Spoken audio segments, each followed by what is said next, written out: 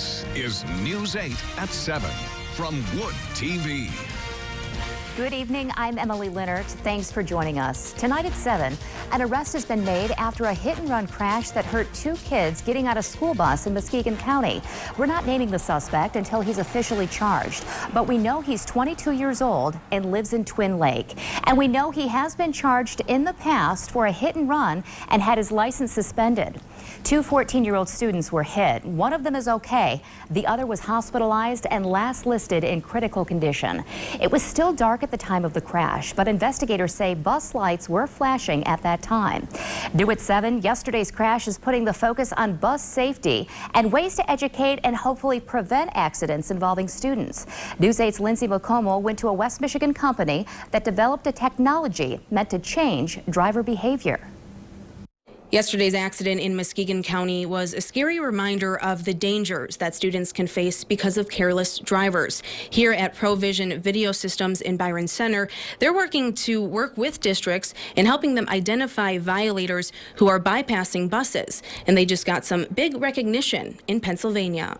They look deep at the technology. How does it function? Last month, the Pennsylvania Department of Transportation approved ProVision's stop arm camera technology as a solution to capture video evidence of cars illegally passing stopped school buses. It's validation for a product that launched less than a year ago. It means the state says, yeah, you can implement this, and when your buses are inspected, which is a yearly thing, that you're not going to have any red flags. The company says the product is already being used at a district in Ingham County and other districts in Mississippi and Indiana.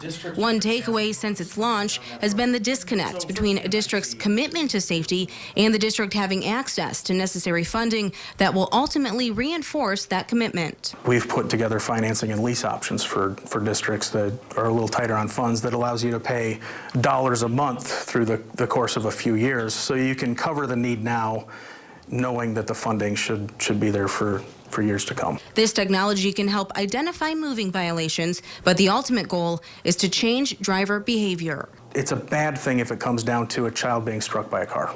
It should never get to that point. Unfortunately, we hear about those stories. We hear about siblings in Muskegon. I'd much rather have a lot of buzz about people shelling out a lot of dollars to correct their behavior than hear about an accident that involved a child. Reporting in Byron Center, Lindsay McComo, News 8.